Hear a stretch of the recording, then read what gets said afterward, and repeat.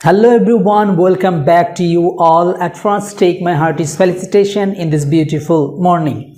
And I hope all of you are practicing English with me every single day. Yes, আজকে আমরা যে ইংরেজি শিখতে যাচ্ছি বা ইংরেজি প্র্যাকটিস করতে যাচ্ছি, ইটস ভেরি ইম্পর্ট্যান্ট। আমি প্রত্যেকটা লেসনে বলে থাকি যে এই লেসনটি খুবই গুরুত্বপূর্ণ। কেন বলে থাকি জানেন? যে আপনারা যখন প্র্যাকটিস করবেন, আমার সাথে সাথে যখন প্র্যাকটিস করবেন বা আপনি যেখান থেকে ইংরেজি শিখুন না কেন, যখন প্র্যাকটিস করবেন তখন কিন্তু আপনার ইংরেজি শেখাটা সহজ হয়ে যাবে, আপনার বলাটাও কিন্তু অনেক সহজ হয়ে যাবে, অর্থাৎ আপনার জড়তাটাও কেটে যাবে। সো আজকের এই লেসনটা আমি এই জন্যই গুরুত্বপূর্ণ বলছি যে এই লেসন থেকে আমরা দুটি বিষয় শিখতে পারবো। সেটা হচ্ছে যে কিভাবে সেন্টেন্স মেকিং করতে হয় সেটা শিখব, এবং কিছু নতুন নতুন ওয়ার্ড রয়েছে বা এগুলো আপনারা জানেন, তারপরে আমি বলছি যে কিছু নতুন ওয়ার্ড যদি থেকে থাকে সেগুলো আপনি শিখতে পারবেন। আরেকটি মজার বিষয় হচ্ছে যে এখানে প্রত্যেকটি ওয়ার্ডই হলো পরিচিত ওয়ার্ড, আপনারা এগুলো জানেন, কিন্তু এগুলো দিয়ে যে অনেক সুন্দর সুন্দর বাক্য তৈরি করা যায় বা আমরা আমাদের মনের ভাবটা প্রকাশ করতে পারি, সেটা কিভাবে, সেই টেকনিকটা হয়তো বা আপনারা জানেন না। আপনারা কি জানেন যে ইংরেজি শিখতে গেলে দুইটি বিষয় জানতে হবে। নাম্বার ওয়ান হলো আপনাকে টেকনিক জানতে হবে, অ্যান্ড নাম্বার টু হলো আপনাকে প্র্যাকটিস করতে হবে। দ্যাটস এনাফ, আর কিছু দরকার নেই। আপনি যত প্র্যাকটিস করবেন তত আপনার ফ্লুয়েন্সি বেড়ে যাবে, আপনার কথা বলার যে জড়তা সেটা কেটে যাবে। আর আপনি যখনই কিছু টেকনিক ফলো করবেন, দেখুন আপনি আশেপাশে যতগুলো জিনিস রয়েছে আপনি কিন্তু অনেক ইংরেজি জানেন, কিন্তু কি আপনি বলতে পারছেন না। এর বিষয়টা হচ্ছে কি আপনার প্র্যাকটিসের অভাব, না হয় আপনার একটু টেকনিকের অভাব। সো চলুন তাহলে আজকের এই লেসনটি শুরু করা যাক, কথা না বেরিয়ে। So let's get started.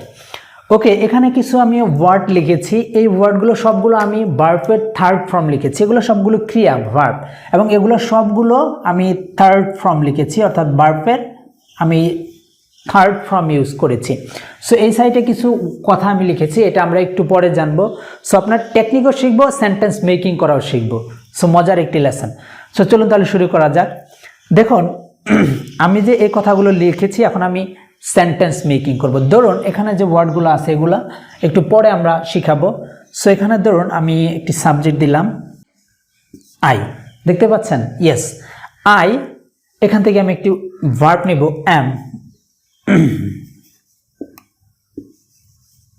I am. So I am given. এটা যখন সেন্টেন্সটা বলবো যে আই অ্যাম গিভেন, তার মানে আমাকে দেওয়া হয়। কি সুন্দর বাক্য না? আমাকে দেওয়া হয়। তাহলে এটা কিভাবে ইংরেজিতে বলবো? আই অ্যাম গিভেন, আমাকে দেওয়া হয়। একটা কথা আছে যে আমি দেই, আই গিভ, আমি দেই। বাট যখন আমরা বলবো যে আমাকে দেওয়া হয়, তাহলে এটা কিভাবে আমরা ইংরেজিতে বলবো? আই অ্যাম গিভেন, আমাকে দেওয়া হয়। মনে রাখবেন, এইটা আমরা শিখছি প্যাসিভ অর্থে কিভাবে ইংরেজি শেখা যায়। এই যে এগুলা আমাকে দেওয়া হয়, আমাকে করানো হয়, আমাকে খাওয়ানো হয়, এটা করতে হয়, এই যে প্যাসিভ অর্থে, এগুলো আমরা আজকে শিখব। ধৈর্য ধরে দেখুন, অনেক কিছু শিখতে পারবেন, নতুন নতুন বাক্য শিখতে পারবেন। সো আই অ্যাম গিভেন, আমাকে দেওয়া হয়। এখন দেখুন আমি এখানে অ্যাম লিখেছি, এখানে কেন আর লিখলাম না, এই বিষয়টা এখন আমরা একটু ক্লিয়ার হয়ে নিই। যে সিঙ্গুলার বোঝাতে যখন সাবজেক্টটি সিঙ্গুলার হবে, মনে রাখবেন, যখন সাবজেক্টটি সিঙ্গুলার হবে তখন হয় অ্যাম হবে, না হয় ইজ হবে, না হয় ওয়াজ হবে। ওয়াজটা যদিও পাস্ট টেন্স, ওয়াজ হবে। এই তিনটির একটি হবে যদি সাবজেক্টটা সিঙ্গুলার হয়। আরেকটা বিষয়, আয়ের পরে সবসময় এমই হয়। এম বাদ দিয়ে যতগুলো সাবজেক্ট সিঙ্গুলার থাকবে, মানে একটি মাত্র সাবজেক্ট থাকবে, তখন আমরা এম, ইজ আর এর যে কোনো একটি ব্যবহার করব, শুধুমাত্র আই ব্যতীত, কারণ আয়ের পরে এম হয়। আর প্লুরাল বোঝাতে আমরা আর বা অয়ার ব্যবহার করব। সাবজেক্টটা যদি প্লুরাল হয়, একের অধিক হয়, তাহলে আর অথবা অয়ার ব্যবহার করব। ওকে, এবার আমরা শিখে ফেলি বাক্যগুলা। আই অ্যাম গিভেন, আমাকে দেওয়া হয়। আই অ্যাম কল্ড, আমাকে ডাকা হয়। আই অ্যাম ইনভাইটেড, আমাকে আমন্ত্রণ করা হয়। আই অ্যাম টোল্ড, আমাকে বলা হয়। আই অ্যাম টেকেন, আমাকে নেওয়া হয়। আই অ্যাম অ্যালাউড, আমাকে অনুমতি দেওয়া হয়। অনেক সময় আমরা বলি না আমাকে অনুমতি দেওয়া হয় বা এটা করা হয়। সো আই অ্যাম অ্যালাউড, আমাকে অনুমতি দেওয়া হয়। তারপর আই অ্যাম ডিসঅনার্ড। সবগুলো কিন্তু ভার্বের থার্ড ফর্ম দিচ্ছি, কারণ এম দিয়েছি, এটা কিন্তু প্যাসিভ অর্থে। আই অ্যাম ডিসঅনার্ড, আমাকে অসম্মান করা হয়। আই অ্যাম ডিসঅনার্ড, আমাকে অসম্মান করা হয়। প্লিজ আমার সাথে রিপিট আফটার মি, তাহলে আপনার জড়তা কেটে যাবে। আই অ্যাম ইনফর্মড, আমাকে জানানো হয়। আই অ্যাম ইনফর্মড, আমাকে জানানো হয়। ঠিক আছে, আমরা তাহলে কতগুলো বাক্য শিখতে পারলাম এখান থেকে। এখন ধরুন এখান থেকে আমি এবার ওয়াজ দিয়ে করব, তবে এখানে কিন্তু আরেকটি মজার বিষয় আছে, সাবজেক্টটি যদি চেঞ্জ করে দেন তাও কিন্তু হবে, সেটা আমরা একটু পরে দেখব, আগে এটা লিখি। সো আই অ্যাম দিয়ে করা শেষ, তাহলে আই অ্যাম দিয়ে বললে সেটা অর্থ দাঁড়াচ্ছে কি, যে আই অ্যাম গিভেন, আমাকে দেওয়া হয়, আমাকে ডাকা হয়, আমাকে আমন্ত্রণ করা হয়, আমাকে বলা হয়, আমাকে নেওয়া হয়, আমাকে অনুমতি দেওয়া হয়, এই অর্থ ধারণ করছে। ঠিক আছে, যখন আই এর পরে এম দিয়ে ভার্ব 3 দিচ্ছি তখন এই অর্থ দাঁড়াচ্ছে, আমাকে দেওয়া হয়, আমাকে করা হয়, আমাকে অসম্মান করা হয়। এবার আমরা শিখব, আয়ের পরে তার ইস হয় না, এবার আমরা ওয়াজ দিয়ে শিখব। ঠিক আছে, ওয়াজ, কারণ আই টু সিঙ্গুলারি, তাই না, এবার ওয়াজ দিয়ে শিখব, তাহলে অর্থটা কি দাঁড়াবে। সো আমি এখানে এবার এমটা বাদ দিয়ে ওয়াজ দিব। ঠিক আছে, ওকে, এবার আমি ওয়াজ দিয়ে দিচ্ছি এখানে, তাহলে মিনিংটা কি হবে। ওকে, ওয়াজ দেওয়া হয়েছিল, সরি ওয়াজ দিলাম, এখন দেখি কি হয়। আই ওয়াজ গিভেন, আমাকে দেওয়া হয়েছিল। অতীতে আমরা অনেক সময় বলি না, আমাকে করা হয়েছিল, আমাকে বলা হয়েছিল, আমাকে দেওয়া হয়েছিল, তাহলে যখন এখানে এম ছিল তখন কি ছিল, আমাকে দেওয়া হয়, আমাকে জানানো হয়, এই অর্থ ছিল। এখন যখন ওয়াজ দিছি তখন কি হয়ে গেছে, অতীত হয়ে গেছে, তার মানে আই ওয়াজ গিভেন, আমাকে দেওয়া হয়েছিল।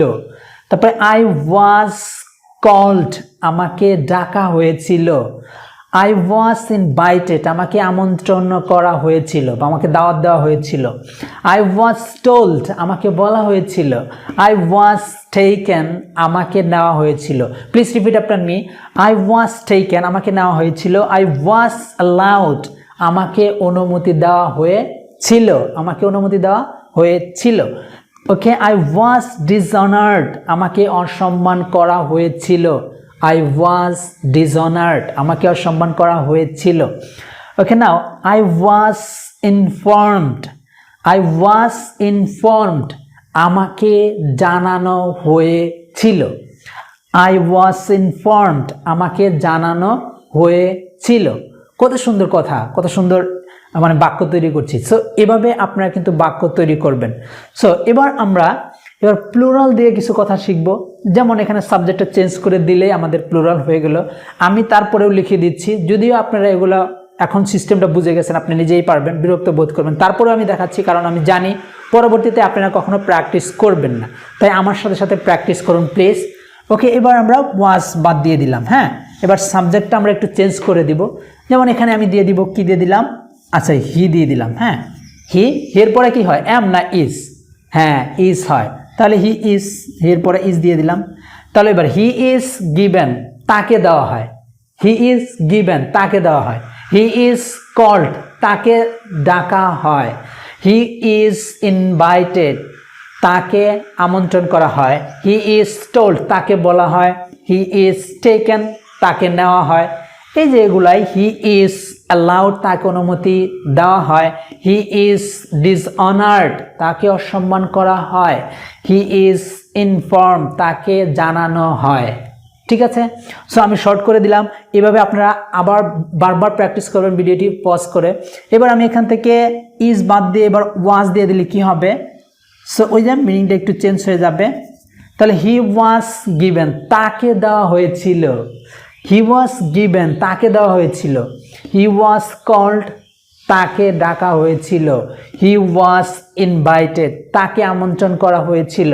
হি ওয়াজ টোল্ড, তাকে বলা হয়েছিল।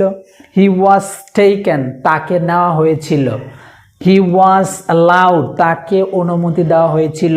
হি ওয়াজ ডিসঅনার্ড, তাকে অসম্মান করা হয়েছিল। হি ওয়াজ ইনফর্মড, তাকে জানানো হয়েছিল। সো এই যে আমি বাংলা বাক্যর সাথে সাথে ইংরেজি বাক্য বলে দিচ্ছি, এতে করে কি হচ্ছে, আপনি কিন্তু এভাবে প্র্যাকটিস করবেন, বাংলা সহ প্র্যাকটিস করবেন। তাহলে কি, আপনি যখন একটা বাংলা কথাটা যখন মনে আসবে, বলতে চাবেন, তখন আপনি ওটার ইংরেজি এমনি চলে আসবে। যেমন আমি মনে মনে বলতে চাচ্ছি যে আমাকে নেওয়া হয়েছিল, তাহলে কি, আই ওয়াজ গিভেন, আমাকে নেওয়া হয়েছিল।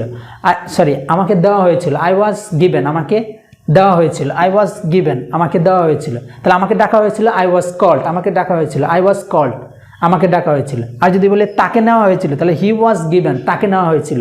যদি বলে তাকে ডাকা হয়েছিল, হি ওয়াজ কল্ড, তাকে ডাকা হয়েছিল। সেভাবে আমার সাথে বাংলা যেভাবে বলছি তারপরে ইংরেজি বলছি, এভাবেই আপনি প্র্যাকটিস করবেন। যে হি ওয়াজ ইনভাইটেড মানে কি, তাকে আমন্ত্রণ করা হয়েছিল। হি ওয়াজ ইনভাইটেড, তাকে আমন্ত্রণ করা হয়েছিল। হি ওয়াজ টোল্ড, তাকে বলা হয়েছিল। হি ওয়াজ টোল্ড, তাকে বলা হয়েছিল। হি ওয়াজ টেকেন, তাকে নেওয়া হয়েছিল। এভাবে বলে যাবেন দ্রুত, তাহলে আপনার জড়তাটা কেটে যাবে। আপনাকে যেন মানুষ আপনার মানে ফ্যামিলিতে দেখে যেন বলে কি পাগল হলো নাকি একা একা। সো এটাই করতে হবে আপনি যদি ইংরেজি শিখতে চান খুবই দ্রুত তাহলে। সো এবার আমি লাস্ট এখানে সাবজেক্ট একটু প্লুরাল দিয়ে আপনাদেরকে দেখাচ্ছি যে প্লুরাল হলে সাবজেক্ট এখানে আমরা কি ইউজ করব। সো এবার আমি বললাম, এখানে আমি দে দিলাম, হ্যাঁ,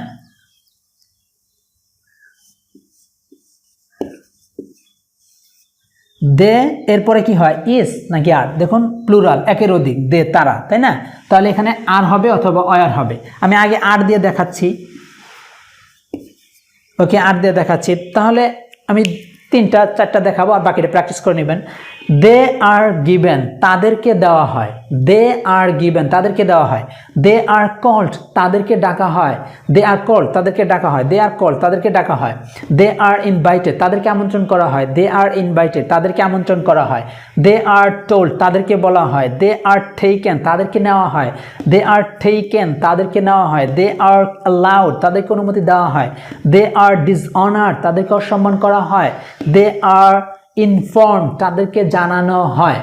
নাও এখন আমরা যদি এখানে বলি ওই কথাটা যে তাদেরকে জানানো হয়েছিল, তাদেরকে দেওয়া হয়েছিল, তাহলে কি হবে, দের পরে কি ওয়াজ হয় না, কারণ কি লিখছি প্লুরালের পরে কি হয় আর অথবা ওয়ার। পাস্ট টেন্স হলে অতীতের অর্থ হলে ওয়ার হবে আর বর্তমান হলে আর হবে না। এখন এখানে দের পরে কি লিখবো আমরা, ওয়ার, ঠিক আছে, এই তো ওয়ার লিখে দিলাম। তাহলে কি হবে মিনিংটা এবার, দে ওয়ার গিভেন, তাদেরকে দেওয়া হয়েছিল। কি দেওয়া হয়েছিল, টাকা পয়সা ইত্যাদি। দে ওয়ার গিভেন, তাদেরকে দেওয়া হয়েছিল। দে ওয়ার কল্ড, তাদেরকে ডাকা হয়েছিল। দে ওয়ার ইনভাইটেড, তাদেরকে আমন্ত্রণ করা হয়েছিল। দে ওয়ার টোল্ড, তাদেরকে বলা হয়েছিল। দে ওয়ার টেকেন, তাদেরকে নেওয়া হয়েছিল। দে ওয়ার অ্যালাউড, তাদেরকে অনুমতি দেওয়া হয়েছিল রুমে আসার জন্য, ওখানে যাওয়ার জন্য ইত্যাদি। দে ওয়ার অ্যালাউড, তাদেরকে অনুমতি দেওয়া হয়েছিল। দে ওয়ার ডিসঅনার্ড, তাদেরকে তাদেরকে অসম্মান করা হয়েছিল। দে ওয়ার ডিসঅনার্ড, তাদেরকে অসম্মান করা হয়েছিল। দে ওয়ার ইনফর্ম, তাদেরকে জানানো হয়েছিল। সো এই ছিল আমাদের আজকে এম ইজ আর অথবা ওয়াজ ওয়ার। আজকে আমরা ওয়াজ ওয়ার এম ইজ আর এই কয়েকটি ভার্ব দিয়ে শিখলাম প্যাসিভ অর্থে। আগামী লেসনে আমরা এখানে হ্যাভ দিয়ে শিখবো অথবা শেল দিয়ে শিখবো, সেগুলো কি অর্থ ধারণ করে সেগুলো আগামী লেসনে আমরা শিখবো। আজকে এই পর্যন্তই, যেহেতু লেসনটি বড় হয়ে যাচ্ছে, এত বড় লেসন হয়তো আপনাদের আবার বিরক্ত লাগতে পারে। সো বারবার এইভাবে প্র্যাকটিস করবেন বাংলা সহ আমি যেভাবে বলছি, তাহলে আপনার জড়তা কেটে যাবে, আপনার দ্বারা ইংরেজি শেখা সম্ভব। আর প্র্যাকটিস করবেন, প্র্যাকটিস ছাড়া কিন্তু হবে না। এটা হলো ইংরেজি স্পোকেন ইংলিশ, ঠিক আছে, যত প্র্যাকটিস করবেন তত আপনি শিখবেন। এটা একাডেমিক কোর্স না যে আমি শিখে রেখে দিলাম, পরীক্ষায় আসলে লিখে দিলাম, এটা না। So that's all about for today. আজকের জন্য এই ছিল। আশা করি লেসনটি ভালো লেগেছে। আর যদি ভালো লেগে থাকে তাহলে অবশ্যই চ্যানেলটিকে সাবস্ক্রাইব করে পাশে থাকবেন। অ্যান্ড আপনি যদি মনে করেন যে আমি উপকার হয়েছি, তাহলে আপনি অবশ্যই আপনার বন্ধুদের মধ্যে শেয়ার করবেন, বিভিন্ন ধরনের সোশ্যাল মিডিয়াতে শেয়ার করবেন, যাতে আপনিও উপকৃত হন এবং অন্যরাও যাতে এই ধরনের বাক্য ইংরেজি শিখতে পারে। সো আজকে এই পর্যন্ত, সবাইকে ধন্যবাদ। খোদা হাফেজ।